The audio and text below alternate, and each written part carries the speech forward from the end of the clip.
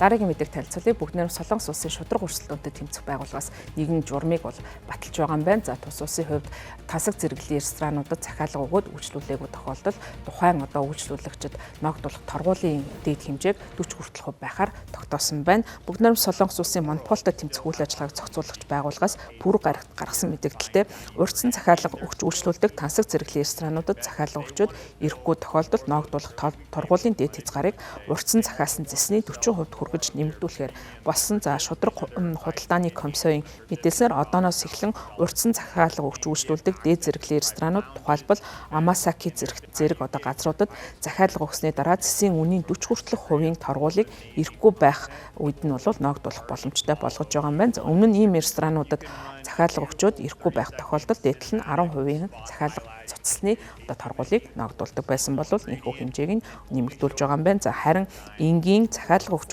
үйлчлүүлдэг рестораны хувьд торгуулийн хэмжээг нийт дүнгийн 20% хүртэлх хэмжээтэй байхаар тогтоож байгаа юм байна. Шударга худалдааны комисс нь хоолны үйлчилгээний салбарын зардлын харилцаа ихэвчлэн 30 орчим хувь байдаг учраас уг торгуул ногдуулах удирдамжийг энэхүү шинжилсэн гэдгээ мэдгдсэн. За хяналттай хүүрэхтэй тус байгууллага нь мөн хурмын салбартай холбоотой ногдуулах торгуулийн удирдамжийг шинжилэн гаргасан байна. За харин хурмын салбарт ялангуяа хурмын үйл ажиллагаа явуулах газрыг түрээслүүлдэг бизнес эрхлэгчдэд зориулан шинэ бас ийм хурамжийг гаргаж ирж байгаа юм байна. За арга хэмжээ болох өдөр тухайн үйлчлүүлэгч байсан хүн нь арга хэмжээгээ цуцсан тохиолдолд нийт зардлын 70 хүртэлх хувийг за хурмаас 1-9 хоногийн өмнө цуцсан тохиолдолд 50%, за хурмаас 10-аас 29 хоногийн өмнө цуцсан тохиолдолд 40% торгуулийг ногдуулахаар зөвшөөрсөн байна. За түүнчлэн үйл ажиллагаа эрхлэгчид хэрвээ захиалга өөрсдөө цуцсан тохиолдолд хурмаас 29-с болон түүнээс бага хоногийн өмнө цуцсан тохиолдолд нийт зардлын 70%-ийг